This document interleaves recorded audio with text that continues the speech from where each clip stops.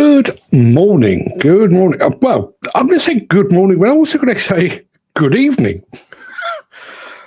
I don't know what's going on. There's kind of an unofficial competition going on with this show about who can arrive on the show earliest. Now, let me have a look. Dan Cullen was here at 6:14 this morning, which is pretty impressive and crazy. That's more than 3 hours early. This show was left a message at 12:01 last night, so 10 hours before the show was due to begin, by Gary Muirhead. Morning, Gary. Aren't you tired? Did you wait up especially for that? So going to say a few good mornings. Going to say good morning over on Instagram to our friends over at Joe Brown Construction Company over in the US of A.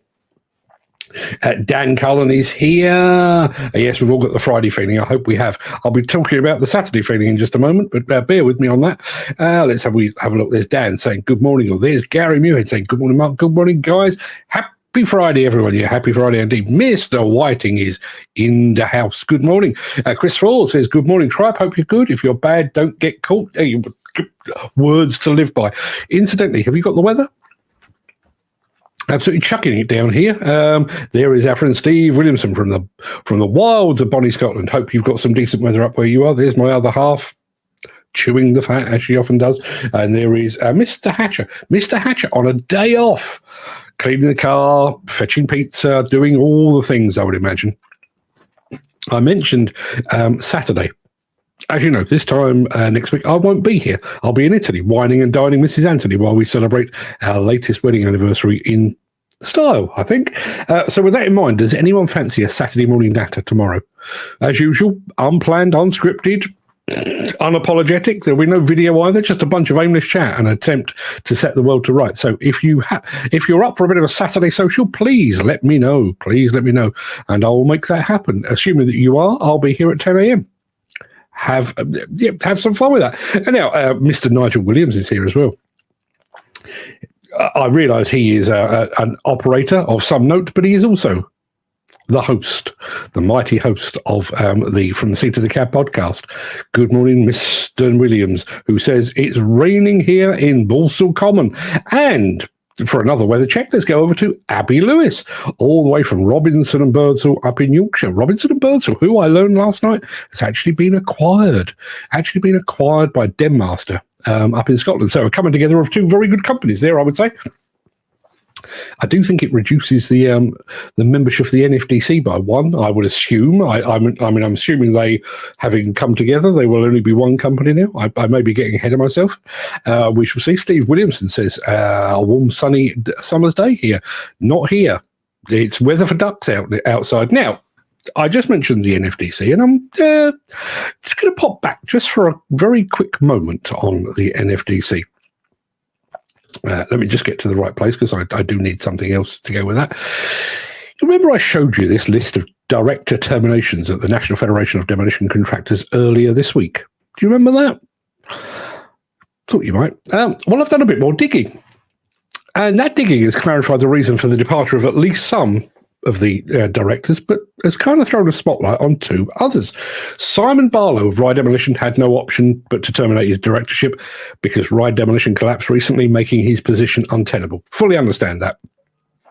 Sid Bishop and Ricky Hay of Sid Bishop Demolition and Demmaster, keep coming back to Demmaster, are both retiring, so there's a good explanation for their removal from the list of NFDC directors. Similarly, Howard Button, former CEO, who has been replaced and sort of retired. What isn't clear, however, is the other two. Duncan Riddell is Howard Button's replacement as CEO, and yet he's terminated his directorship, and Leslie Ransom is listed as the chief financial officer, yet she too has terminated her directorship. To put that another way, two of the three highest ranking individuals at the NFDC have taken a step backwards from their directors' positions. Things that make you go, Yeah, things that make you go, indeed. Incidentally, while I was digging through all of this, I discovered that it's Leslie Ransom's birthday sometime this month. So happy birthday at some point this month. Usually considered pretty poor form to discuss a lady's age, but if my maths are correct, Leslie has either just or is about to turn 65. Retirement age, as it's known.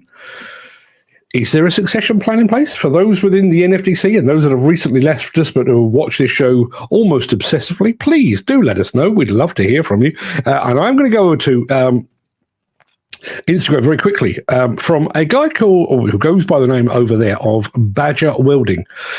Be talking more about Badger Welding in the not too distant future, but I will tell you he has got cloudy and drizzle in Tunbridge Wells. Ah, yes, in the Garden of England. Good morning, Mr. Skelton. Thank you very much indeed for joining us. Let's have a look. Right, okay, to clarify, apparently Robinson and Birdsall and Denmaster are very much two companies. Thank you for the clarification. That explains all of that. Abby says, remember NFDC post? You're not alone. Chris Ford says, weather in Derby is dull. See Go Plant have called in the administrator. I did see that. Does anyone know Go Plant? I mean, I know them for street sweepers and that kind of thing. I mean, I'm assuming with a name like Go Plant, they actually did other plant as well, but I only know them for street sweepers. But they've called in the administrators as of this morning, or it's announced this morning. If anybody's got any more details on that, I'd love to hear from you. Here's our friend Mick. Morning all on a wet, miserable morning. The other Mick saying, morning Mark, without a weather report. Gary Muirhead says, sun is splitting the trees here in Ayrshire. Wouldn't you all love to be in Ayrshire right now? Badger Welding just says, good morning, Mr. Anthony, sir. Nobody calls me sir unless they're about to arrest me. Steve Williamson says, I'm working for Steel Wrist in Australia, Gold Coast, waiting for more details. Oh, man alive. I mean, I know one person in our audience is going to be awfully jealous of that if that comes off, but what a gig, working for one of the proper greats of the industry in the Gold Coast. I mean, aside from the fact that sharks will be waiting for you. What a fantastic gig that will be. Right, should we crack on? Because I do have a lot to get through today. I do need to take that off the screen very quickly. Got a lot to get through today. Then some new bits and pieces, which you may spot in just a moment. So let's have a bit of this.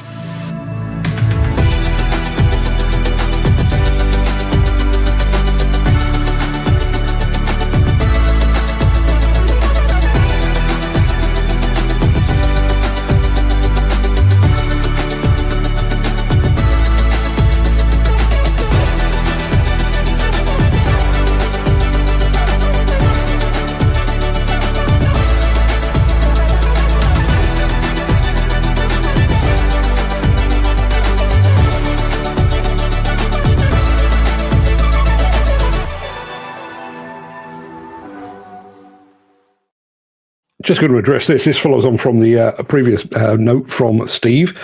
That's the wrong one. That's the one I want right there. Steve was talking about a potential job with Steel Wrist over in Australia, which obviously would be a fantastic gig. He says, may conflict with demo driving. Think about this. And I realise Australia to Balmer would be quite a hike, quite a commute, but they do have big shows over in Australia. They really do. Maybe this becomes the tilt rotator operators media. Is that the Southern Hemisphere? I think it probably is. Maybe that just becomes the outpost. Maybe Ed takes front centre of Balmer and what have you, and you do the bits down under. Makes perfect sense to me. Footy has just joined us. Morning, Footy. Thank you very much indeed for being here. It is Friday. I want to hope and pray that's correct. It is Friday the 3rd of May. Welcome to The Breakfast Show. I am your host, Mark Anthony, the walrus of demolition. In today's show, is this new Develon compact track loader hot or not? A steel stack is toppled. Caterpillar and the importance of daily machine checks. I expect rounds of applause to go with that one. And the landfill compactor that is threatening the industry leaders. And that one is, I've dug that out specifically for Mr. McKenna. Plus, we're going to be taking an exclusive look around Liebherr's highly impressive stand at Intermat. But before we get to all of that, we do have the small matter of today's mystery machine. Might have you beat today. Might have you beat. So let's have a look.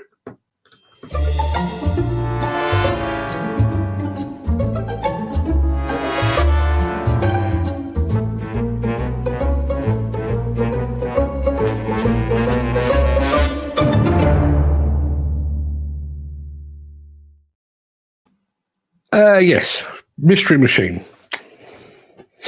Been through the archives a bit for this one, and that That's all you get. No, I've got more. There are many more slides, I think. And let me just have a very quick look. There are, well, you've got 6 attempts at that to come. If you can get it from that, I'll be very, very impressed and astounded, frankly. Mr. Muirhead, I'm looking at you, not particularly because you might necessarily know the machine, but you are on a bit of a roll. You've got the last 2. Can you get this one as well? I'll be somewhat surprised if you get it this early in the show. Dan Cullen is going for case 580G180. It is not. I'm telling you now, it is neither a case nor is it a backhoe loader. It is none of those things. So while you're figuring that out, let me take that off the screen and very quickly remind you of today's question of the day.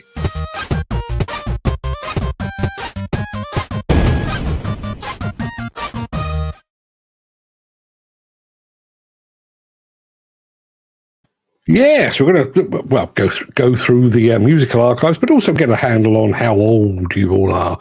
Our question of the day today is this. What was the first record you bought with your own money?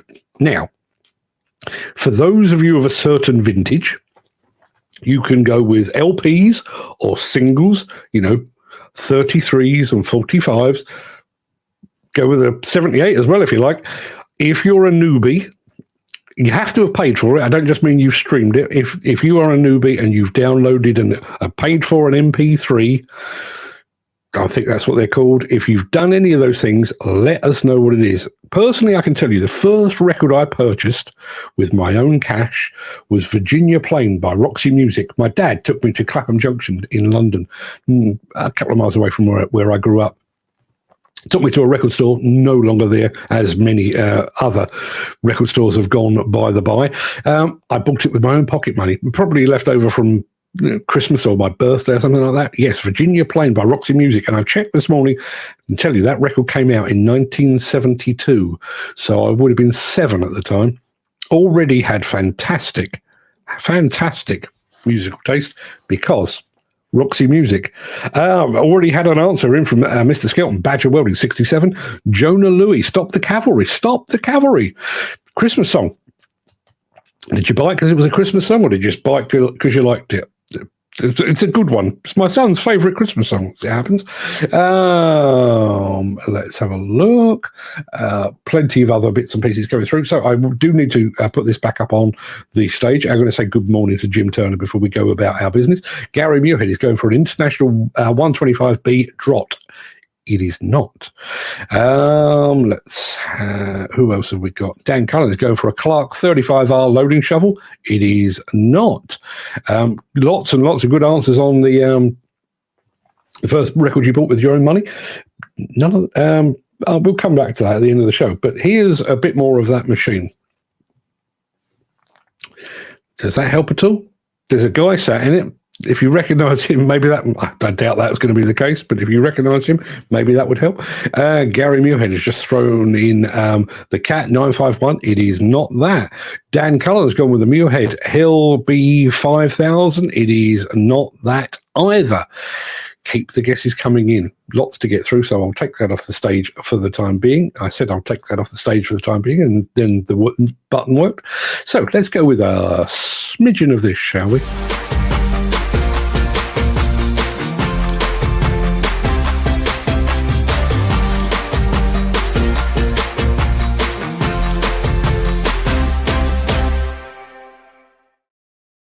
Okay, people, it's hot or not time on this fine Friday morning. It's not that fine. It's chucking it down outside, but it's a Friday morning. The folks at Develon have released a new teaser video for their latest compact track loader. The video is just 30 seconds long, so get nice and close to the screen and get ready to make your snap decision. Is this new Develon hot or is it not?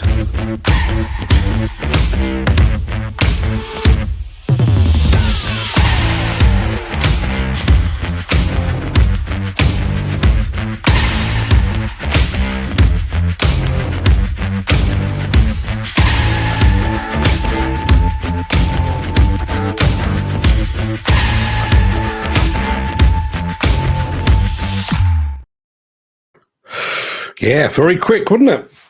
Very quick. Personally, I think it looks the part. I know we don't go much for compact track loaders over here, but what do you make of it? While you're thinking about that, Ken Hatcher immediately says, "Cold." Yes, cold. He says. I'm assuming he means the video or the machine, not actually the weather outside. But let us know. Let's have a look. Oh. I was going to save all of these things for the end of the show, but Abby Lewis, taking me back in time here.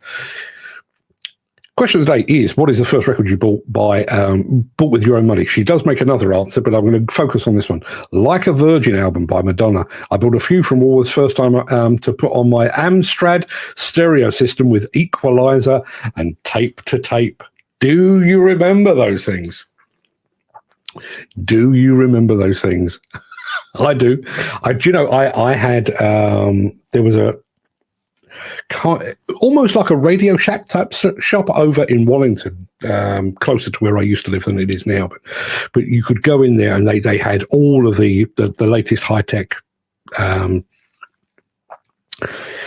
stereo systems. So my dad had a Technics, which was really expensive and sexy and everything else. But I had my eye on one by Akai, A-K-A-I, Akai. So deck on top, tape player, graphic equalizer. Oh, it had all the bells and whistles. And a full, get this, a full 30 watts of power. My dad thought 30 watts of power would blow out the windows. 30 watts of power comes out of that now, which is why I can't hear a damn thing. Badger Welding has just said, well, I'll come back to that because I do need to tell you a bit more about what our friend Badger Welding does. Mystery Machine. Yeah, let's go back to the Mystery Machine. Let me put it up on here. Gary Muirhead has said, is it a JCB 112? It is not. Chris Ford says, is it a Whitlock 370? It is not that either. Let me show you a smidgen more. There you are. Not sure if that helps at all. I'll leave that up because one of the things I wanted to tell you about, and we are planning to do something a little bit more sexy and exciting with our friend Badger Welding. So Badger Welding, I wish I could show you a video, but I tried to download it on my phone before I started and it wouldn't come down. So I'll show you some other time. But Badger Welding has got kind of a CNC setup whereby he can cut and engrave metal, more specifically cut and engrave aluminium. And what he does, I'm sure he's got a day job as well, but what he does is he hand draws machines, so construction equipment. He hand draws machines, puts it through the CNC machine, so you get a cutout of an excavator or a truck or a wheel loader or a dozer, but it is engraved. Down to the point where some of the people that have purchased these from him have actually had them personalised. So it's not just a Cat 340; it is a Cat 340 with, you know, the company name on it, the company logo on it, and all that. Go and have a look. Badger Welding 67 on Instagram. Go and have a look. We're going to be doing something with our friend Mr. Skelton. Go take a look, because if you've got a machine that you're on now that you are particularly fond of, or if you've got one from way back when that you still reminisce about, but you would really, really like, if you've got a decent photograph of it, and it does have to be a decent photograph because it does need to be redrawn.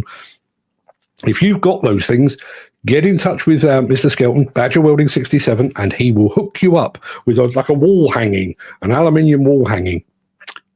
Trust me, go take a look. They are, I've kind of got my eye on one. That's a whole other story. So we've had Mystery Machines. It is not the Whitlock. Chris Ford has gone with the Sambron forklift. It's a good call. You are remarkably close. Apart from the fact, I'll tell you now, not a forklift. But you're on the right track. Let me put it like this. JLG 1055. No, it's not one of those. Chris Ford is the closest yet. Now, we've got, only temporarily, but we've got a kind of a different break to go between things. So this. Hi, I'm Holly. Join Mark Anthony on The Breakfast Show. We are Ovenden.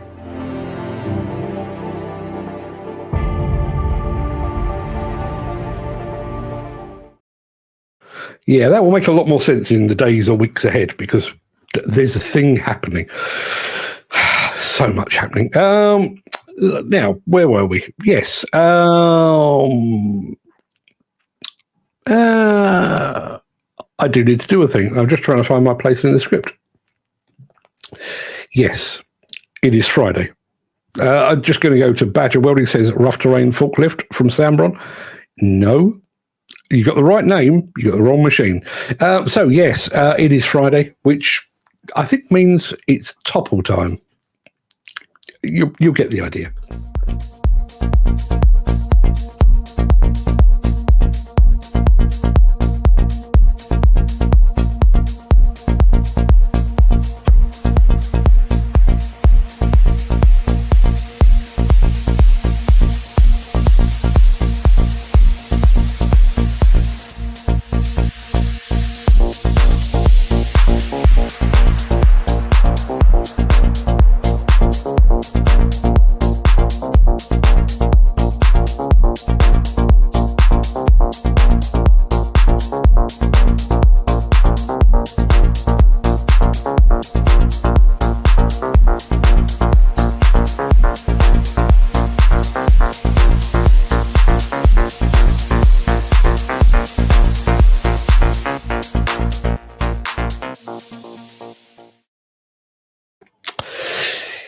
Yeah, nice job.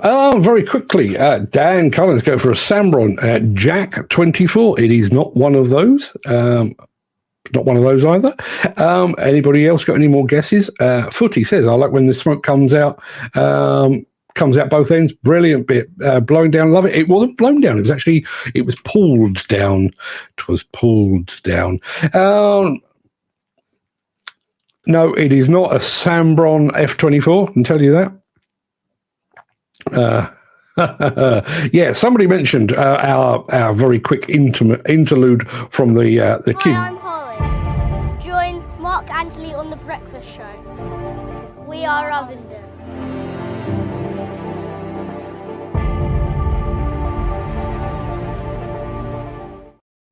Yeah, Gary Muirhead responded to that with future digger drivers. One of them, well, I think all three of them are currently kind of digger drivers, but the one that introduced that piece, Harley, I think he's 9, already driving machines, precisely as it should be. Health and safety police, go walkabout. I don't care what you say. That's the way you train the future generation. Jim Turner says they were big enough to be current digger drivers, never too early to be chucked in the seat. Jim, you and I are of one mind, my friend. Thank you very much indeed for that. Yes, I've already mentioned the first 2 films, been very brief, but don't worry, we've got plenty more to come, and we've got some stuff to get your teeth into, so stick around because we'll be back after this. If you are enjoying this episode, please consider supporting the show. You can leave us a tip at buymeacoffee.com/demolition news. Now, we don't normally do requests here on the show, and we're not really doing one today. But our main man, Mr. McKenna, Peter McKenna, who I haven't spotted in the chat, but we're going to do it anyway. He's been banging on about his new ride, a Tana landfill compactor for a while now. So I thought it was high time that we showed you what all the fuss was about. And I can tell you before we go any further, we have a winner of the mystery machine. I'll do that after this.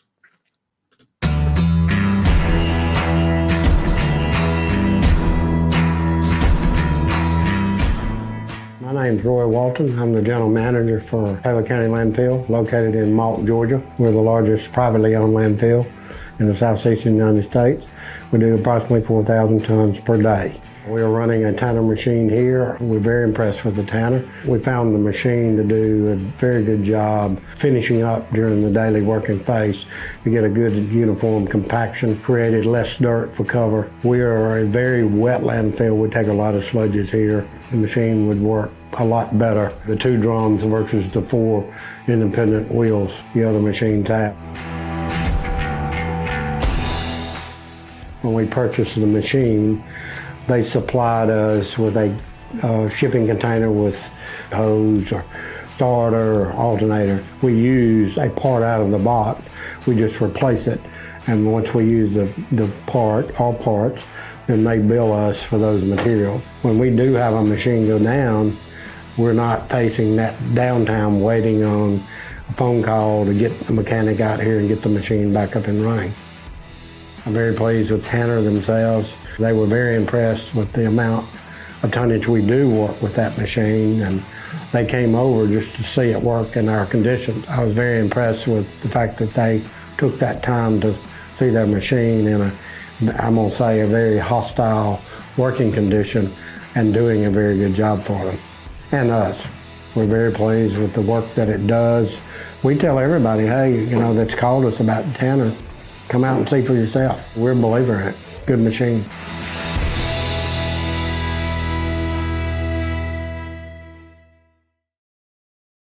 Yeah, you can see why Peter McKenna is enjoying his time on his Tanner machine, one of only 3 in the UK, apparently, allegedly.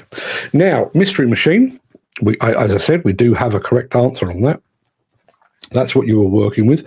Let me have a look. Mark Whiting is going with the Sambron Multiscopic. It is not quite that. Chris Ford is getting closer with the Sambron 2060. It is not that. I can tell you that the winner today, a newcomer to the show somewhat, is our friend Simon Skelton, Badger Welding 67, who has correctly identified it as the Sambron T2865. Just to show you that it is indeed one of those. That's what it looks like. Not exactly that model, but an FDI Sambron was one of the machines, one of a number of machines that I've rolled. Yeah, laid one of those down on its side very, very smartly. This is probably 30 years on, and I'm still trying to blame somebody else for it. Was in France on a rough terrain course, and there was a kind of a banksman stroke demonstrator in front of me. And because it's a telehandler, you've got a blind spot to your right-hand side. And because of the nature of the terrain, I mean, it was designed to be all like this. I couldn't see my front wheels at all, just couldn't see them. So there's a guy stood in front of me looking at my wheels, and he was going to me like this and then going like that. So I was following his instructions. And then at one point, he went like that, and I did exactly that. And he went, let me do that again to the camera. And I felt the machine kind of go, and over she went. So what had been a side door became a loft hatch, and I had to crawl out the top. Yeah. Never seen one of those, says Ken Hatcher. Now, somebody else has asked, there we are, never heard of it. Where are these machines manufactured? I'll tell you what, Gary, who is asking the question, I will go and have a look while we're playing the next film, because I don't actually know the answer to that. Mick Norton says that Tanner owner's got a good setup, especially with regards availability of spares, indeed. Or more answers on our question of the day, just to remind you, what is the first record you bought with your own money? That's what the question of today is. I'm going to go away and try and find out where Tanner machines are made. And while I'm doing that, let me play you a bit of this when I can find it.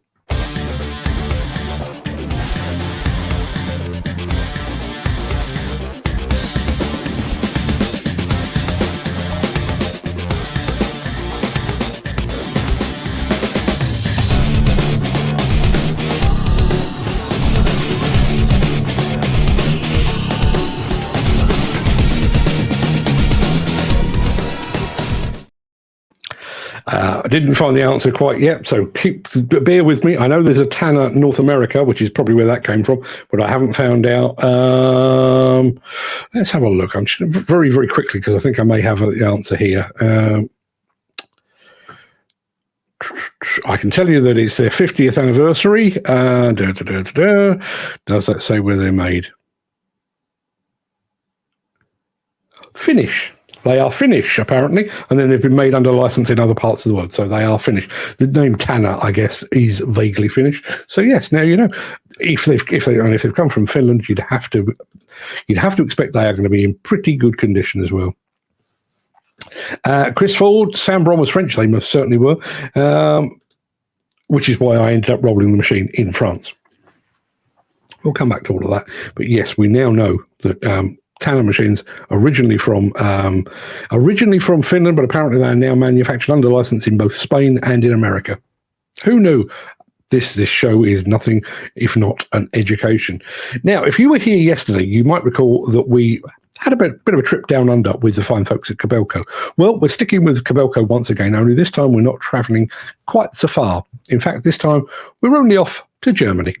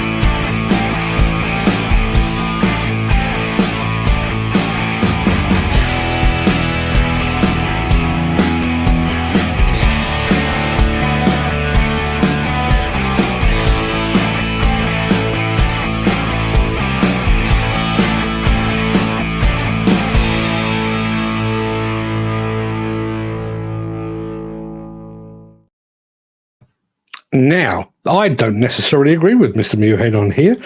He says that's a better colour for a Kobelco. They're yellow, right? I've got to be honest, I was looking elsewhere. I'm not a fan. I like the turquoise, personally. Good tune for a Friday, says Dan Cullen. Thank you very much indeed. Bit of an update on all things Tanner. Tanner? Chris Ford says, and I'm inclined to believe him because he knows stuff. I think Warwick Ward are distributors for Tanner equipment in the UK. They could well be. Mick Norton, with a further update, says they are also based in Bentley in South Yorkshire. There you are. Dan Cullen also enjoying the Kobelco colour. I was looking elsewhere. Were they yellow? To my mind, Kobelco shouldn't be. Now, Jim Turner, we don't always stand to attention when Jim says anything. Talking of decent backup, which we were in that Tanner clip, recently I've had very good service from 2 different machine manufacturers that have left numbers for me, just an operator, not an owner, to get in contact if I need assistance. I feel like manufacturers and dealers seem to be turning a corner nowadays. That's good to hear. Very good to hear. Who were they? Jim, who were they? Name names. We'd love to hear about that. Obviously, we're not afraid of calling out operators, calling out manufacturers that let people down. But if they're doing a good job, then why not shout it from the rooftops? We've already done that with our friend Gary, who has been very well looked after by both SMTGB in Scotland, but also by Steel Wrist as well. Examples of that, please let us know. Would love to share good news about manufacturers and their dealers. Let's have a look. Kobelco must be one brand, multicolour. I think they are, and there we are. Just to fill in the gaps, the 2 equipment makers that are looking after our friend Mr. Turner, no less than he deserves, JCB and Hitachi. JCB and Hitachi, we salute you. On behalf of Jim Turner, we salute you. Good work, fellas. Good work indeed. Now, shall we crack on? Let's have this. Since the finance bill came into effect in April, the construction industry has seen a surge of fuel thefts. The rising cost of living has placed an additional risk of theft by employees and contractors, as well as opportunistic thieves. By using diesel dye and placing warnings of its use, you are sending a clear message that this is your fuel.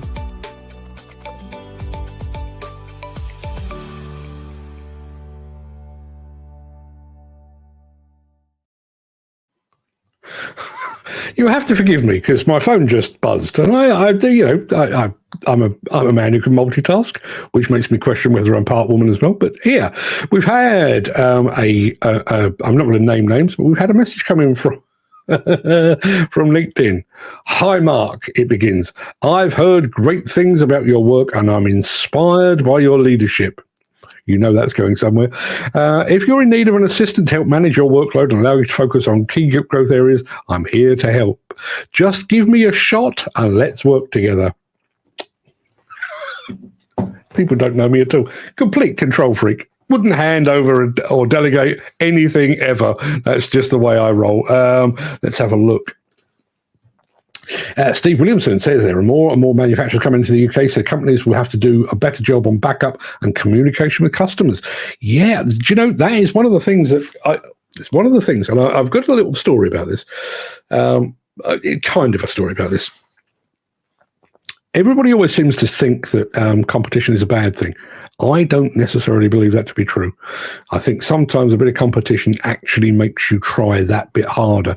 You think back, and I do love me a bit of boxing. You think about the heavyweight boxing era in the 1970s when you had Muhammad Ali, Joe Frazier, George Foreman, and who was it? Ken Norton.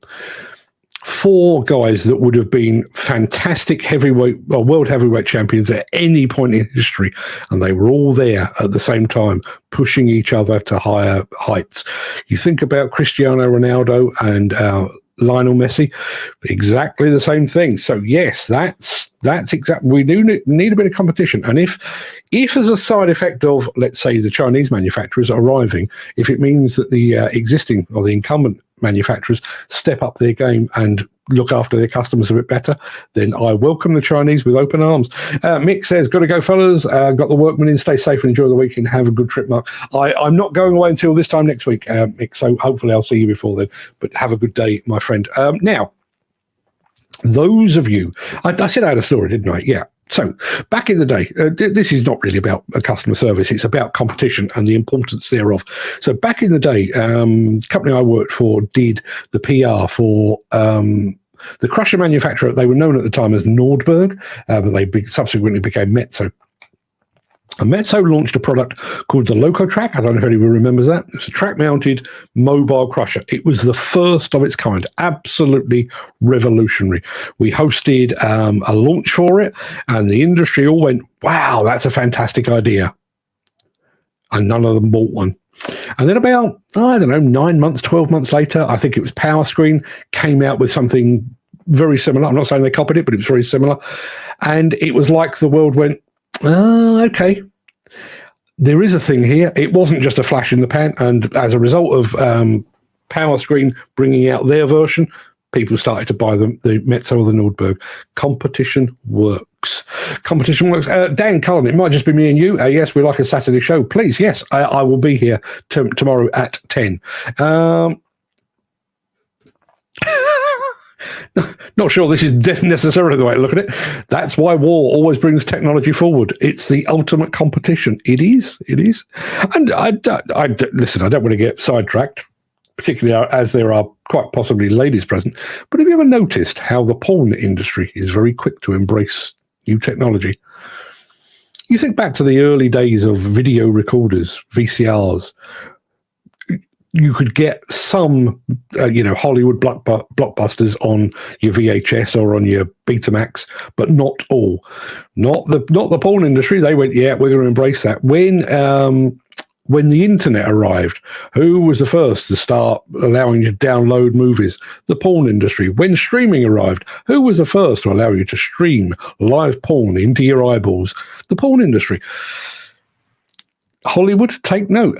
Dan Cullen says, question of the day. First you start with Johnny Cash and the Highwaymen. Good call. My dad used to like the Highwaymen. Yeah, okay. So now, those of you that operate equipment are probably a good few hours into your working day. And since you are all professionals, I'm looking at all of you and I can sense you are, I'm sure that you all, to a man, carried out your daily checks before you started work this morning. But for those of you that haven't, here's a very quick reminder of why they're so important. And it comes from Caterpillar. And if Caterpillar say that daily checks are important, you can pretty much rest assured that they are. One of the most valuable things you can do to care for your equipment is the daily walk around. So let's look at what you'll inspect when it comes to fluids and filters. Before you get started though, check your operation and maintenance manual for proper safety procedures and always wear appropriate personal protective equipment. Your walk around begins even from a distance as you approach the machine. See if anything out of the ordinary catches your eye. Look for fluids on the ground because this could tell you something is leaking. Now, make your way around the machine, starting with the undercarriage. Check that seals look good and that you're not losing any oil. And if applicable for your equipment, make sure the rollers are full of oil. Also check that the bolts on both final drives are secure. If your recirculating or fresh air cabin filter is dirty, replace it.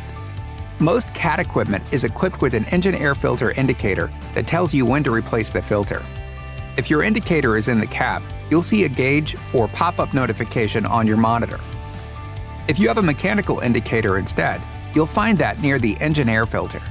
When it's in the red, that means it's time to replace the air filter and reset the indicator. Also check the indicator and reset it during inspection so that you can make sure it's functioning properly. Squeeze the dust valve below the air filter housing to make sure it's flexible and opens and closes properly. Remember not to clean filters, but to replace them. Any amount of filter cleaning can damage the filter media and compromise its ability to protect your engine from harmful debris. Even filter damage that is too small to see can allow contaminants to bypass your filter, and this causes wear and significant performance loss to your engine over time. Look for leaks or corrosion on batteries. Top off wiper fluid if needed. and clean out any excess debris. All fluid fills and SOS services fluid analysis ports should have caps. Look for any blockage, fluid leaks, and punctures in the cooler units and fins, and check the coolant level and add more if it's low. In the back of the machine, inspect the wheel motors for leaks. In the hydraulic pump compartment, check all your hoses, connections, and fittings. Drain the fuel water separator into an appropriate container and look for any leaks around filters and lines. Check the hydraulic fill site gauge. To check hydraulic oil level, first make sure the stick and boom are positioned correctly. Check the hydraulic temperature, and then look on the site gauge for the level. Feel that the diesel exhaust fluid cap and fuel cap are secure. On the Cat 323 excavator, the engine compartment is up these stairs. Here, you'll check the engine oil level and add more if needed. At the base of the excavator's boom is the swing drive, so check that oil level too. Visually inspect the back of the boom, hard lines, fittings, and hoses for any signs of leaks or damage. For more information and support, contact your Cat dealer, and always check your operation and maintenance manual for specific instruction and safety procedures.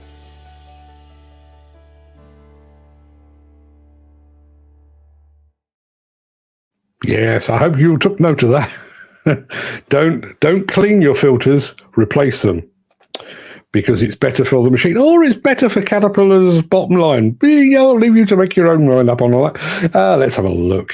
We've got some bits and pieces. Dan Cullen says, Chris Ford says, you can't be a bit of digger porn. Long may that continue, because that basically is our stock in trade right here. Dan Cullen says, can you send me that video, Mark? Dan, I can. But I was going to say, it's on here on my screen.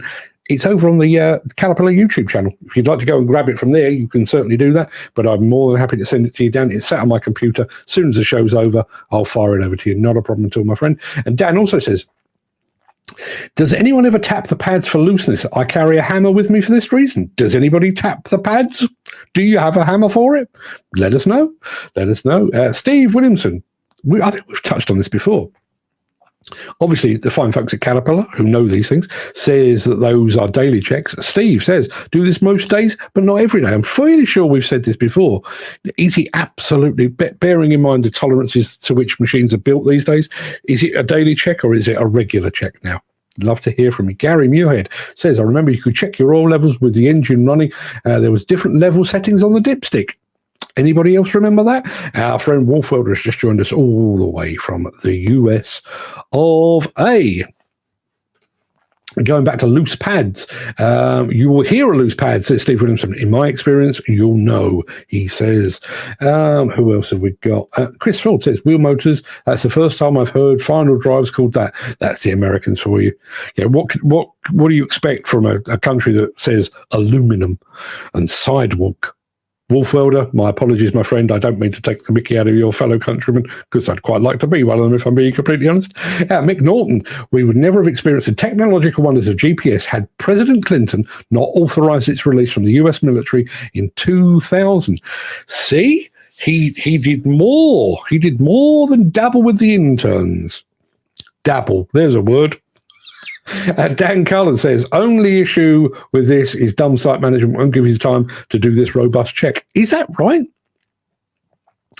I'm asking a question here. I'm not making a statement. Is that absolutely right? Have you got employers out there that don't give you enough time to make your daily checks? That sounds like the most short-sighted thing I've ever heard. You've not got time to check your machine, so just run it until it breaks down, and then we have to sit here twiddling our thumbs for 2 days. Is that right? Anybody else experience that? I'd love to hear from you. Dan also says, talk of height awareness and harness to be worn if you climb up on machines as above 1 meter. Yeah. And again, listen, I know we've got Mick Norton in the house, and I realise, we are all concerned with health and safety and everything else. But bearing in mind, how many people fall off machines? I know slips and trips and falls from height are a thing, but are many people fall? And bearing in mind, we do now have boxing rings and what have you on machines. Is it that big a deal? Steve Williamson says a good operator will turn up early, like 10 or 20 minutes. Normally give it a wipe down, let it warm up, do your greasing. That's just me, though. Yeah. Oh, now all of which is fine. This is oddly relevant. My youngest daughter got a promotion just yesterday. I won't bore you, but she works for an electrical company and do electrical repairs and what have you. And she is the head of their help desk. None of that matters. But she got... I was going to say good morning to Matt at Agridig, who is over on Instagram. Good morning, Matt. Yeah, she got a promotion. Her working day starts at 8 o'clock, but and it's literally like a 4-minute walk away from where I'm sat now. But she's in there at 7:30 in the morning. Her day ends at 5 o'clock, and she's there till at least 6 o'clock most nights. So over and above the call of duty, but she doesn't get paid for that. She likes to get in early so she's got a bit of peace and quiet to get done the bits that she needs to do and all that. I fully understand that. But going back to Steve's point there, like to get in early. Now, I realise you're very conscientious, Steve. I know you like you love your machines and like to take good care of them. But is that right? Should you have to be there on your own time to look after the machine that is owned by somebody else? Does that make actual sense? Love to hear from you. Dan Cullen says, had many and had to do it quickly. Yeah, I'm sure that is the case. Just had my wife's... You see, here is where you find out who the cool one is in our relationship. I mentioned the first record I bought with my own money. I was 7, and it was by Roxy Music. Roxy Music today are still an awesome band. Brian Ferry, Brian Eno, and all the rest. Some fantastic songs over the years. My wife, however, that's not the one. There we are. I'm almost embarrassed to know her. The first record that my wife bought was Figaro by Brotherhood of Man. And she was about 10. 10 is old enough to know better. You know, this is setting the tone for your musical tastes in years to come. And you started your musical journey with the Brotherhood of Man. Good Lord. Gary Muirhead says, the most stupid thing I've ever heard was an operator being asked to wear a hard hat, gloves and glasses in the cab while operating a machine. What? Matt Agridig just said morning Steve at Steve Earthmoving over on Instagram. I don't know if you guys know each other or whether he's just trying to hang out with the superstars, but good morning, Matt. I've passed on your message, not a problem. Dan says, I'm similar to Steve. Most jobs won't allow you on site until time. Example, 8 a.m. and many don't bother, just tick the sheets. Mick Norton says, back in the day, the employer granted set periods for greasing pre-start checks and you were paid accordingly. You see, I realised the good old days weren't always the good old days, because what with the war and the rickets and stuff. I'm not that old, but the war and the rickets and stuff. But there was a time, there was a time. It's a great song, by the way, by Guns N' Roses. There was a time when you would have been paid for this stuff. Nigel Williams says, daily pre-starts on client's time. They get they get told.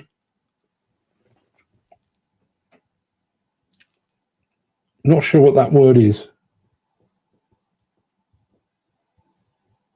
He's thorough, though. It comes as no great surprise.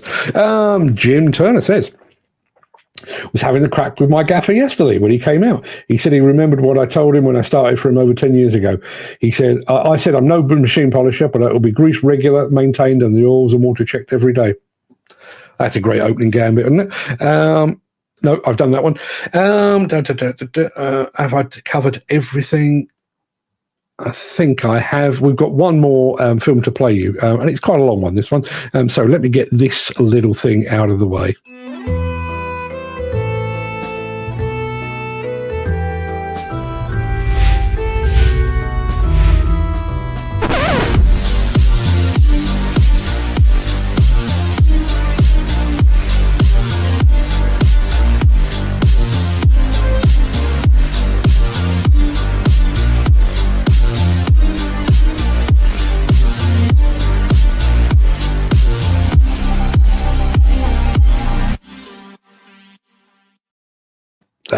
Okay, it all makes sense now. We've had clarification. I wouldn't have spelled it like this, if I'm being completely honest, but let me go back. Nigel Williams said, daily pre-starts on client's time. They get told that as well.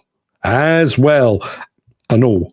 I'm thorough too, I'm sure you are. And there is the clarification right there. Chris Full says, timekeeping has to be a bit of give and take on both parties. If you knocked off early, would you expect to be paid the full shift? So is arriving early and checking your machine over a big deal? It depends. I think it depends. If you are expected to do those checks ahead of time, you should be paid for them. If you're doing it on your own volition, fair enough. Matt Agridig says operators should be paid based on experience. As a new operator can earn the same as a veteran operator who has years of experience. Matt, you, me, and the rest of the audience are of one mind. We've discussed that many times. Yeah, I totally agree. Bearing in mind we have the capability to do that because of the card scheme.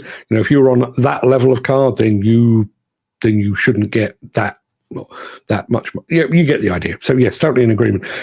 Badger Welding says proper planning prevents piss poor performance. The test for the pop filter on the microphone.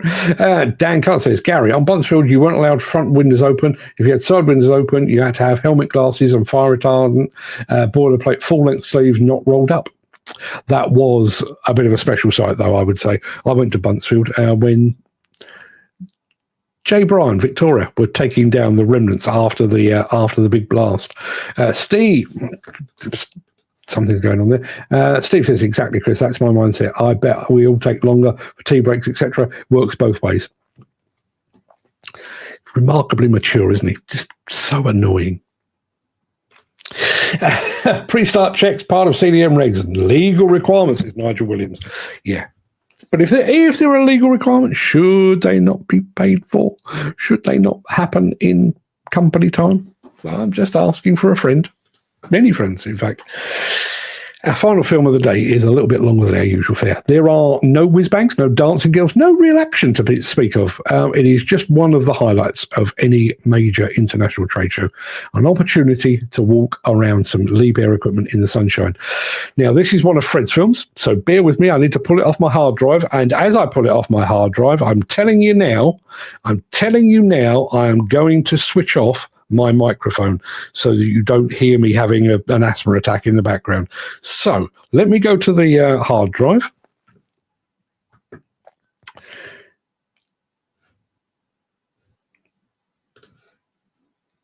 And the microphone is going off right about now.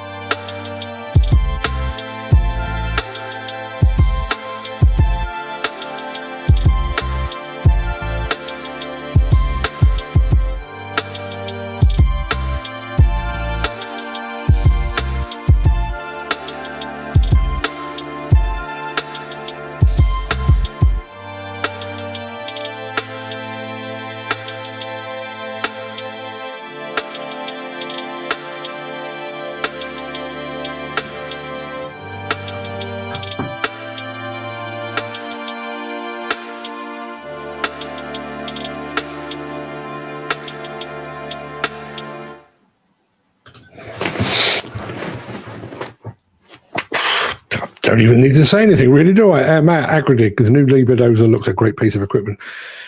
Do Liebherr actually have the ability to make a bad machine? I don't think they do. I really don't think they do. I'm going to go back a very quick stage up to Matt Agredig again. Extra time to look and grease over. To look, grease, and clean the machine in my time saves me from having earache off the missus when I get home. That's a pretty good incentive, I would say. Picking up on something that Matt said, bear with me 1 second. Excuse me. All wage rates should be judged on ability, not age or how long you've held your card or category. I find it always best to just agree with Jim, because generally he's right. Steve Williamson says, do we all do our pre-checks every time we drive the car? We just know by sound or walk-arounds, etc. Yeah. One thing, we have these very, very annoying sensors on my wife's car for tyre pressure. Don't need them. Don't need them. My wife can spot a slowly deflating tyre at 100 yards. I wish you could see my screen right now.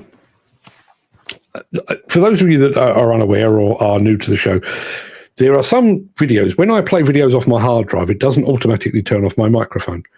And then I sit there and watch it and going, sounds like I'm having an asthma attack. So today, because I know I was doing it, I've written the word microphone on my screen. I kid you not, the type is about that big.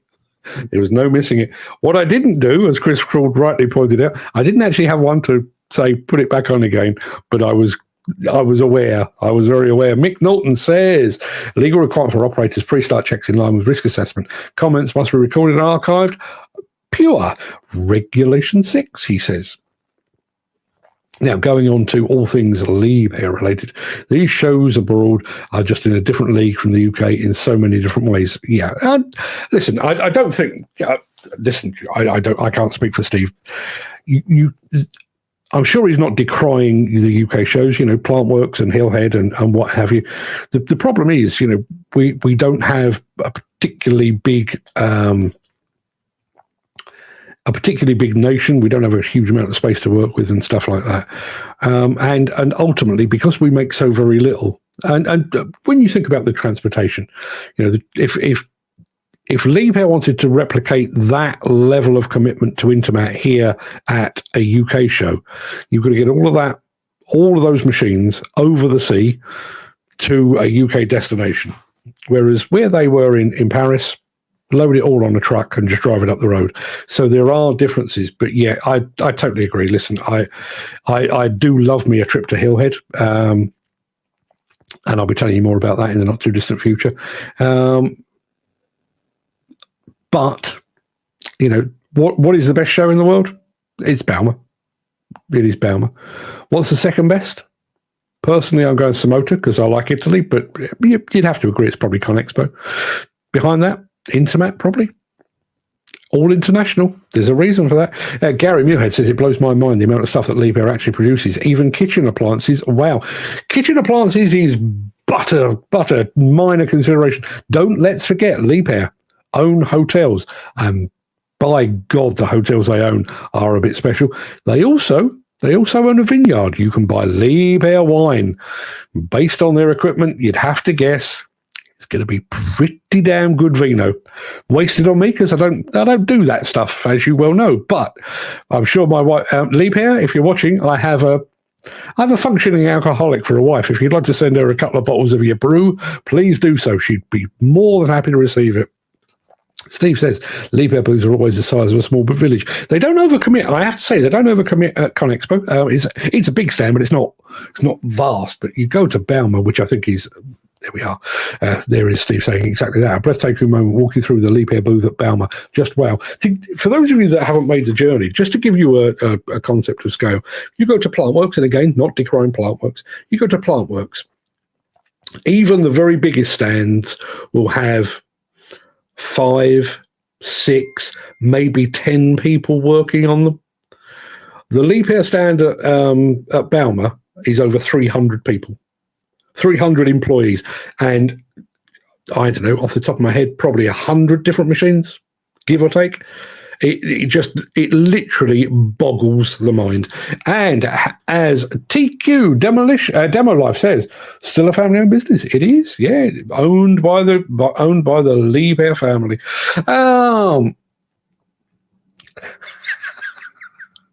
Well, I may stick with this. You all know that somebody referred to me as the walrus of demolition, but I may go with this. Abby says, got to go, Mark, but it's been a blast, sugar tits. I'll go with that. Let's catch up more regarding the Big Ten and how they still win contracts and tenders despite questions on the tender forms asking about competition law and convictions. Now, this is I'm going to throw this open, but this is a conversation I've been having with Abby on LinkedIn over the past couple of weeks. Obviously, the CMA uncovered this collusion, bid rigging, price fixing, and everything else. The 10 companies that were found guilty have all been fined. I realise Keltbray are taking it down to the wire. They're fighting it in court. May come to fruition today. But I saw today that John F. Hunt has just landed another big demolition contract. As far as I can see, with the notable exception of Squibbs, all of the other 9 are going great guns. Abby rightly pointed out, not that this came as any surprise, when you're dealing with frameworks, local authorities, even some major developers, there is a question on their PQQs. Have you ever been convicted of bid rigging, price fixing, collusion, whatever it might be? We're more than a year on now, so all of those convictions are now public record. So how are those companies still winning work from those people that claim to have some sort of anti-corruption clause in their PQQ? If anybody's got any sensible answers to that, I mean, I know what the answer is, but Matt Agridig, what's your thoughts on the demolition in Liverpool gone wrong with the high reach? We did actually feature that. I was away in France at the time, but I featured it on one of the shows that we did for Intermat. It went wrong. On the plus side, nobody was hurt, no harm done, blah-de-blah. However, to try and pull the wool over everyone's eyes and tell everyone it was planned, try telling that to the owner of the Tesco store that was swamped in dust when it happened. Yeah, not so much. I'm not buying that for 1 minute. Nigel Williams, if it's work, it's in their time. I have a watch and can take my breaks on time. If they want to run away early, that is on them, he says. Steve Williamson says, Liebherr 912 duck, most unstable duck I've ever driven. 914 has the boom woods next to the cab, and it's a miles better duck, he says. Nigel Williams, Steve Lynch are 4's gold, and we have an app and vans get pre-start checks daily. In other words, they do the job properly, I think is what you're saying there. I had the show routine at Balmer and Intermat on paper stuck to the window.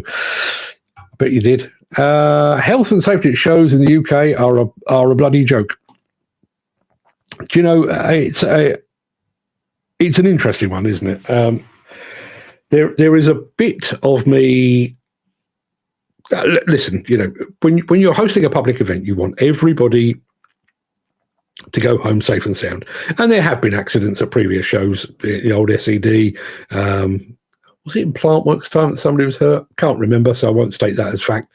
But people have been hurt at shows and everything else. But man alive, I mean, I'll tell you now.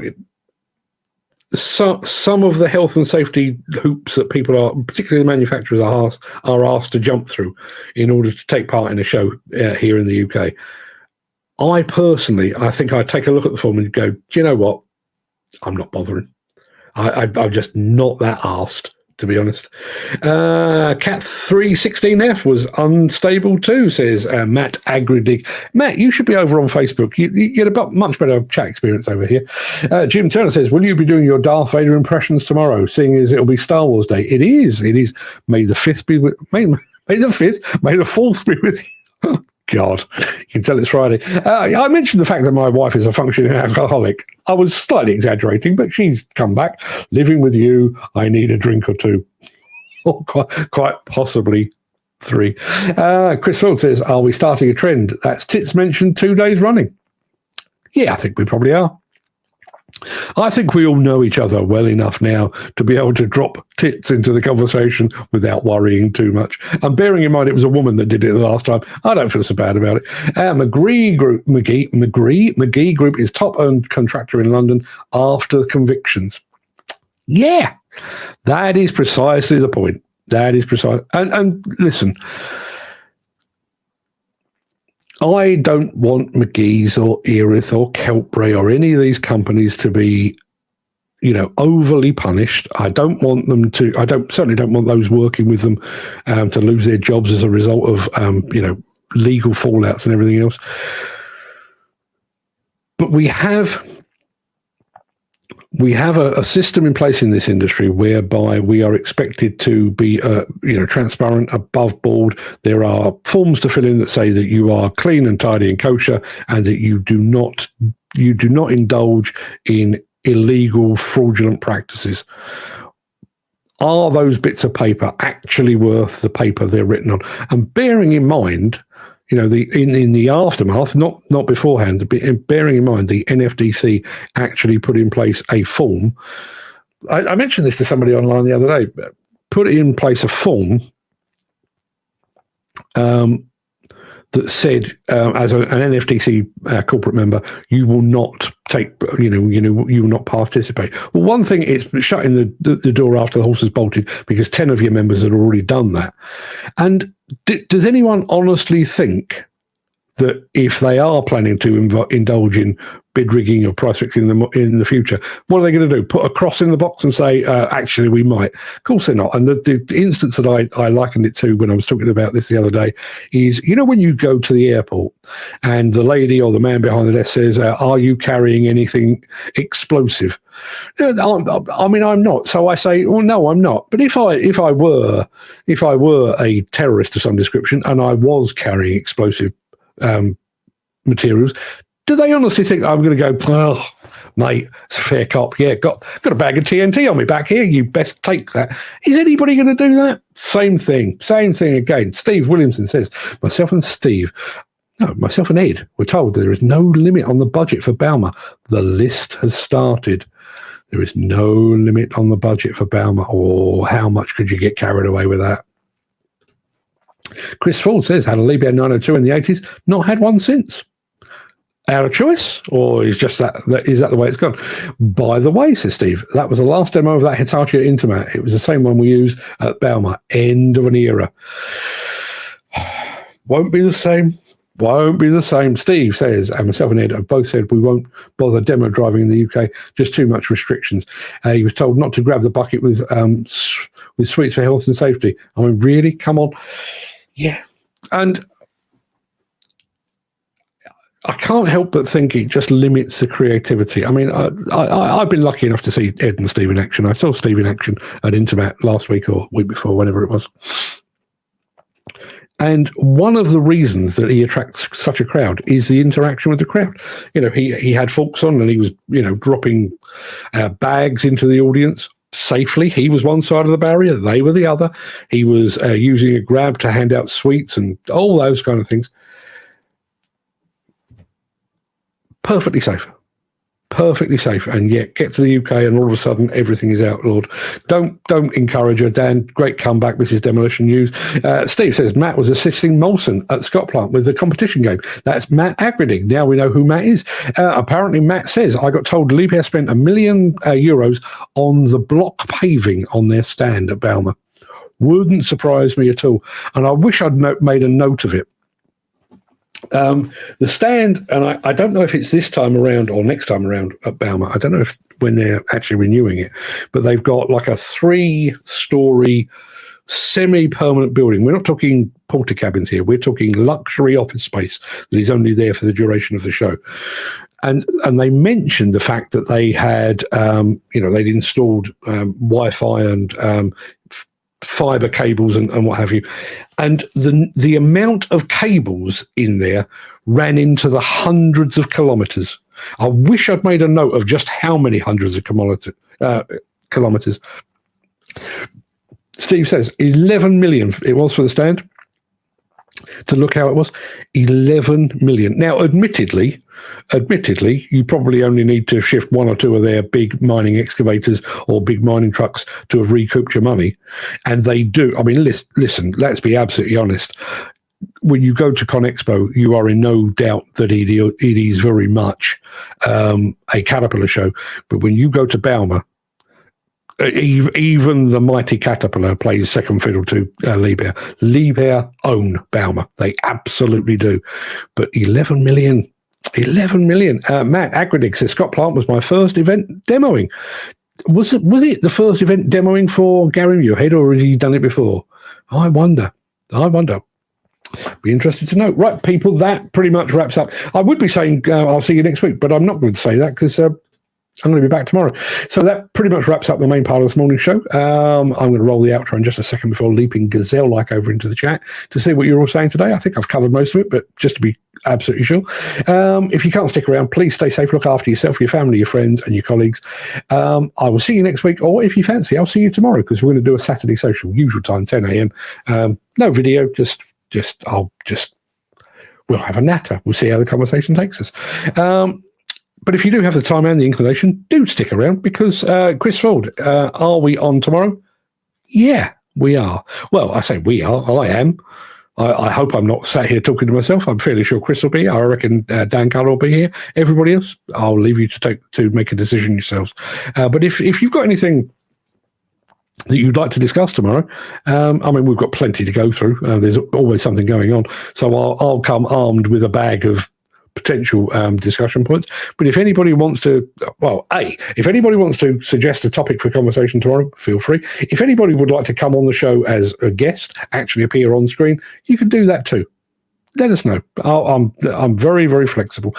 Steve says, I'll be here. I'm working tomorrow. In that case, you'll be very welcome. Steve says, if I could have picked one machine to take over from Liebherr, it was the Red High Rich. My pick of the machines at Bauma. Yeah. The 980. Demolition. And listen, I was so looking forward to seeing the big Cabelco, the SK1400, and so glad that I did. Loads and loads of new machines, but that red Liebherr 980 demolition spec, what a tool. And I know Hugo from Big Machinery has actually been out and filmed it in action. Go and have a look for Big Machinery over on Instagram, and you'll see it in action. Matt Agreding is off on holiday tomorrow. Or have a nice time. I don't know where you're going, but have a nice time. But if you're around from 10 to 11 tomorrow, drop by. If you're not, bon voyage, my friend. Thank you very much indeed for being here. What's the betting? It's 3 days in a row. I may just open the show tomorrow and just say the word tits. just to keep the theme going. Let's have a look, see what we do. Everybody, go and have a fun day. If not, if you do bugger off, I don't blame you even remotely, because it is an hour and 20 minutes of your life I've already taken up. But I'm going to play this and I'll be back in just a second.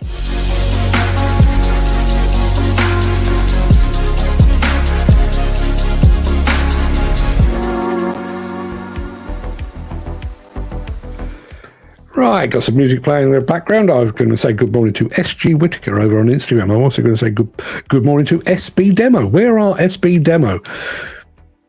SB Demo. Could that be Sid Bishop? Or is it just SB Demo? I'm clutching at straws here, people. Yeah, thank you very much indeed for being here. CRC Rescue. I don't know what they do. Rescues of some description, I guess. Yes, been a busy old week, hasn't it? Don't get any rest in this biz. And I'm sure Steve Williamson will back me up on this. You get back from a show like Intermat and you're feeling absolutely cream crackered, and you think, maybe I'll just ease myself back into work, and then work says, no. You're going back balls to the wall, and that's exactly how it's been. I quite like it, to be perfectly honest. As we said yesterday, the danger with any sort of job, I think, is when you stop. When you decide I'm going to take a couple of days off, or I'm just going to chill out a bit, that's when the illness gets you. And I have no intention of succumbing to that. There is a bit of sickness in the house at the moment.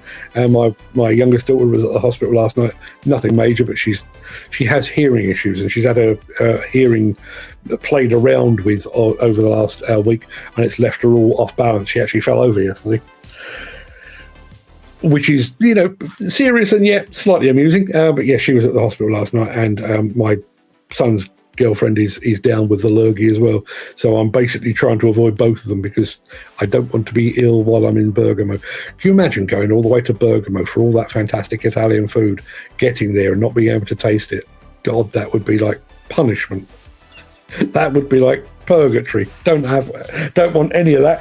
Let's have a look through the chat. I'm fairly sure I covered it all. The one thing I didn't cover was the question of the day, which I will look at in just a moment. Lots of people saying good morning, good morning, good morning. Where is the question of the day?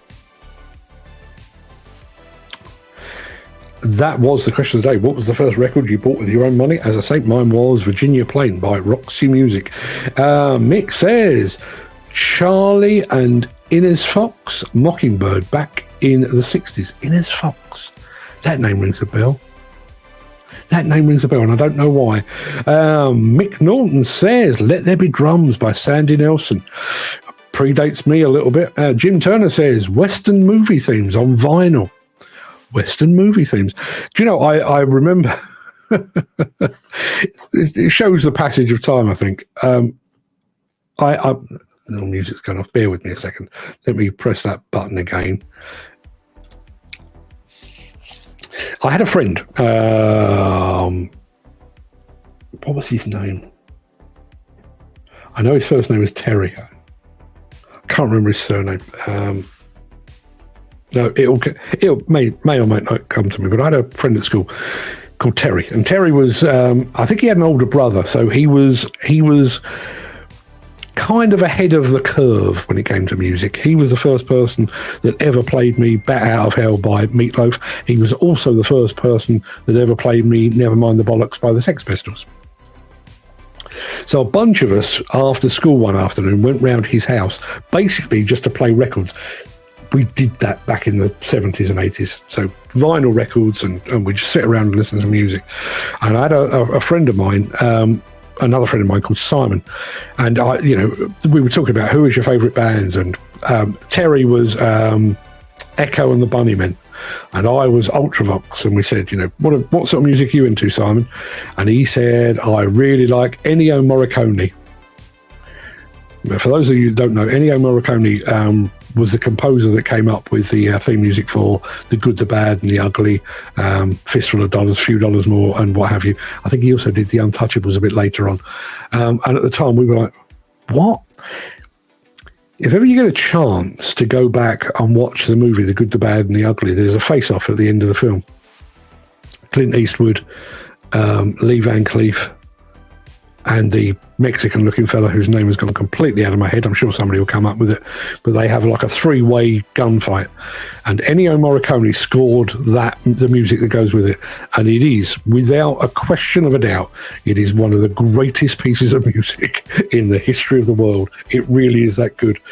Eli Wallach was the other fella. Yeah, there you are. I knew it would come to me. So we were talking about music, and Abby Lewis went initially with the Culture Club album. There was anybody else remember this? Do you remember the song that basically put Boy George and Culture Club on the map was Do You Really Want to Hurt Me? Which I always thought was a bit of a naff song. But there was a version kicking around at the same time, and I don't know whether it was on the album or whether it was a 12-inch vinyl version, but it was done dub reggae style. And it took a pretty naff song and made it marvellous. Anybody's ever heard that? Let us know. Footy says, turntable I've got, put my albums on, Regular Planet. First records with ZZ Top, The Doors, The Rolling Stones. I've got loads. Spider, Pink Floyd. That's a pretty good selection, though. ZZ Top, The Doors, and The Rolling Stones. Mace Demolition just joined us over on Instagram. Good morning, Mace Demolition. Not sure where you are in the world, but good morning. Thank you. Or good evening, or good afternoon. Welcome. Steve said earlier, just in the shop getting a foot-long hot dog. Is it a foot long, or is that just what they say? Not that men do that. Abby also said, like a Virgin album by Madonna. I bought a few from Woolworths first time to put on my Amstrad stereo system with an equalizer and tape to tape. Tape to tape. Tape to tape. Do you remember that? pull out yesterday's. Gary Muirhead, War of the Worlds. Again, War of the Worlds. One of those things back. When did I hear the War of the Worlds? I would guess the early 80s. I don't mean the radio play. I mean the Jeff. Wasn't Jeff Lynne? Jeff somebody or other. Bear with.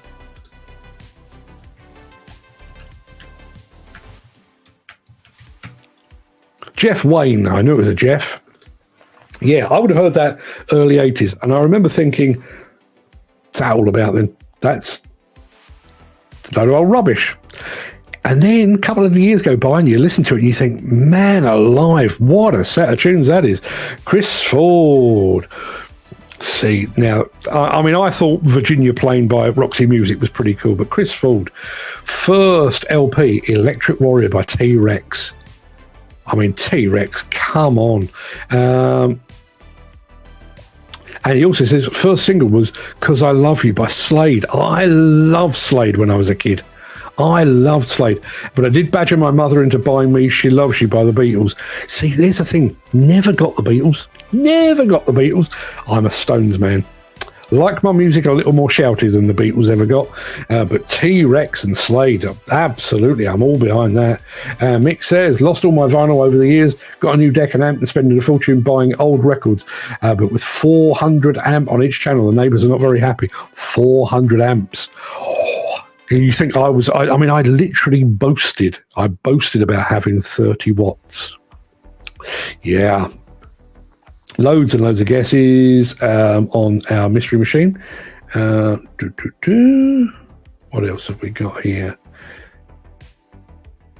Nigel Williams says, Yaz and the Plastic Population was his first record. The Only Way Is Up. 7-inch vinyl. 7-inch vinyl back in the day. I mean, I realise there's been a bit of a vinyl resurgence. I mentioned this the other day, and there's one particular record that stands out for me. I bought a record by a band called Propaganda back in the 80s, around about sort of Frankie Goes to Hollywood time, so sort of 83, 84, thereabouts, I would guess. And they had a song called Duel, as in duel with pistols and that. You get the idea. Anyway, I bought that and I played it and I played it and I played it and I played it so much that I actually scratched it. And there's a bit in it where it basically skipped. When I hear the proper version now, I mean, I've got it on my Apple phone. When I hear it now without the skip on it, it sounds wrong.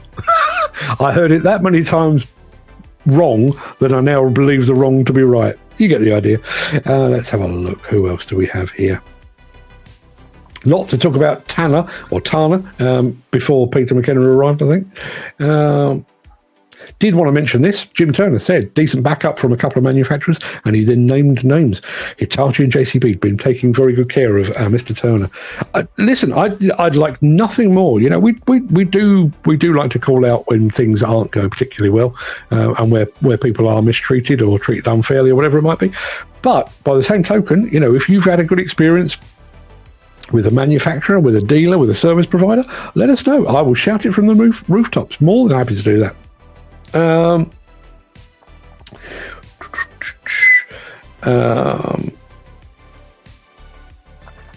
Just going through, trying to get all the ones that we missed while we were doing things. I think this might be a bit of a topic for tomorrow, actually. Legal requirements for operators pre-start checks in line with risk assessment. Comments must be recorded and archived according to Pure Regulation number 6. I realise that there is always a temptation, and listen, I'm exactly the same. You know, if we agree to do like a video thing with a company at an exhibition, you know, we generally tell them, you know, we'll do 2 or 3 videos and we'll do 2 or 3 Instagram posts or whatever it might be, and we set the price accordingly. But in absolute truth, we usually end up doing 5 or 6, and we under promise and we over deliver. I understand that, but we're doing that sort of once every month, once every 2 months, once every 3 months, doing it daily. You know, listen, I admire my daughter's work ethic of going in a half hour before work starts and being there for an hour after work ends. Is that actually good? Is it actually good? I mean, I'm, as I say, I'm proud of her work ethic, but does that mean that her employer is getting basically a day a week free of charge? Are they looking at her and thinking, wow, aren't we lucky to have her? Or are they looking and going, muggins? Love to get your thoughts. Save it for tomorrow, though.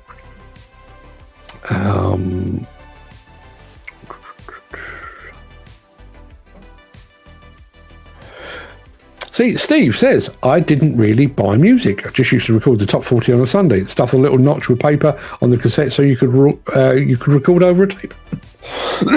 Excuse me. Yes. Yes, indeed.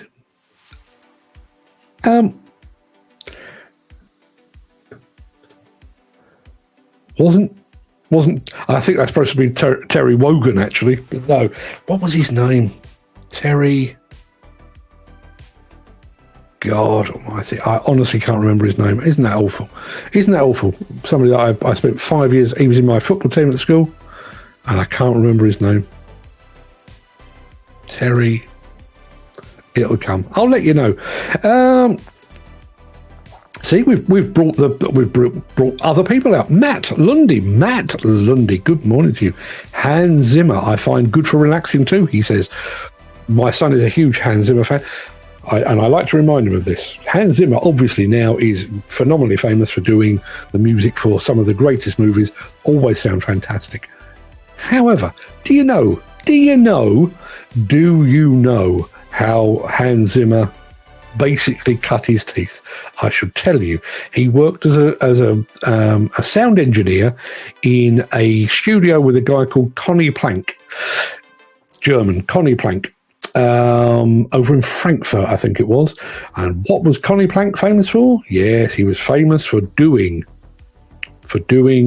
the production on the early Ultravox albums. So my son sits here and tells me that Ultravox is old man music, and then preaches to me about how much he loves Hans Zimmer. Well, without Ultravox, Hans Zimmer would be a nobody, I tells you. Jim Turner says, Once Upon a Time in the West, one of the best Western film scores.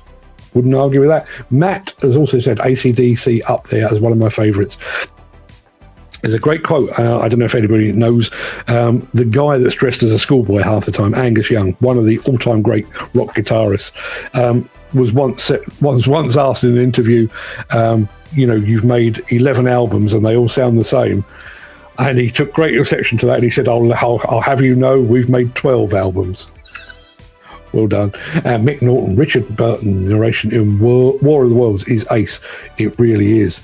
I wish I could remember it. It was something about little did we realise that all the time we were being watched like bacteria under a microscope. I can't remember. LGP Eddie has just joined us as well over on Instagram. That's Matt again. I was on hire to Balfour Beatty and they were trialling cameras on the operator, which kind of throws back to something Dan Cullen said about a week ago. How do people feel about being monitored on CCTV by their employers? Cameras in the cab. How would you feel about that? Maybe we'll save that for a discussion tomorrow. And to my mind, it cuts both ways. We did have a guest on one of the very early shows 4 years ago, probably, from Caterpillar. I'd met up with a guy in Malaga, and Caterpillar were putting cameras and other systems in the cabs of mining trucks to monitor fatigue of their operators. So if you're doing that from a purely health and safety point of view, I don't think that's a bad idea at all. If, however, you're just being monitored for the number of times you pick your nose, am I comfortable with that? Yeah. Matt, just to be clear, Matt Lundy is Agridig. Same thing. Dan Collins, problem I see with going early and starting earlier, they expect us to do that every day. When you ask for an hour off, they almost sack you. Yeah. No problem, but a give and take. It's when it's all give and no take. That's where I have an issue. Chris Ford says those of a certain age have had some of the best classic albums released in their lifetime. Songs in the Key of Life. I'll come back to that. Songs in the Key of Life. Dark Side of the Moon, Bridge Over Troubled Waters from the 70s. Groundbreaking albums of the 60s, never mind the 80s and 90s. I don't think there's been many in the noughties, but there again, I've got older. I totally agree. Now, let me just go back, and I can't remember what they are. There are 3. You know that thing that people say about albums, difficult second album and stuff? I can't think of anybody apart from Stevie Wonder. Stevie Wonder, in the space of about 2 years, released 3 back-to-back albums. Songs in the Key of Life was one, Hotter Than July was another, and I can't remember the name of the third one. And they are all, each and every one of them is brilliant. Absolutely brilliant. Now, Bridge Over Troubled Waters. I have an opinion. It's probably an unpopular opinion. You know how people bang on about how great songwriters Lennon and McCartney were. I'm not a Beatles fan, but listen. They turned out some tunes in their time. Paul Simon is the greatest songwriter of all time. I'll rest my case. Just an amazing talent. Funnily enough, I was listening to him last night. Does anybody remember Obvious Child? Kind of South American type of deal. All the stuff that he did with the South African bands or what have you, like Boy in the Bubble. Remember that? But Me and Julio down by the schoolyard are my personal favourite. It's not my favourite song of all time, but it's right up there. America by Simon and Garfunkel contains the line, "Kathy, I'm lost. I said, though I knew she was sleeping. I'm empty and aching, and I don't know why." Heartbreaking. Paul Simon. You have no equal, sir. I'm sure he's watching. I don't mind being watched, but sound you can get to. That's a lovely Scottish. You can get to. Yeah, we don't say that down here. We just say you can piss off or something like that. But yeah, Steve says my company I work for wants to do a write-up about me for the magazine, about my social media, demo work, etc. Should be an Earth Movers mag next month. Also, been a busy 6 months so far. Fantastic. Look forward to reading that. Ed is coming up to the Highlands for the Black Isle show. Going to be a fun 2 days. Oh dear, that's going to be messy. For those going to the Black Isle show, Ed and Steve, lovely pair of fellas, but lock up your daughters. I'm saying no more. Steve, Earth Moving, hangovers galore then, mate. Yeah, I was one step ahead of you. Now, do you know, here's a thing, right? How's this for weird? I was watching an interview with Billy Joel last night. It's an old interview that he did with Howard Stern. I think Piano Man is an awesome song. Billy Joel is, he's obviously proud of it. He wrote it, he performed it, he had a huge hit with it, it put him on the map and everything else. But he said, it's all right. It's only a limerick. You think about it. If you sing, it's a limerick. It's a limerick to music. One of the greatest songs of all time is a limerick to music. Paul Simon is undoubtedly brilliant, but second to the legend that is Bob Dylan for songwriting. It's a good shout. I mean, I'm leaning towards Paul Simon.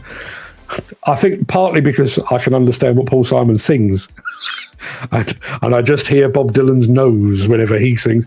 But yeah, it's a good shout. It is a good shout.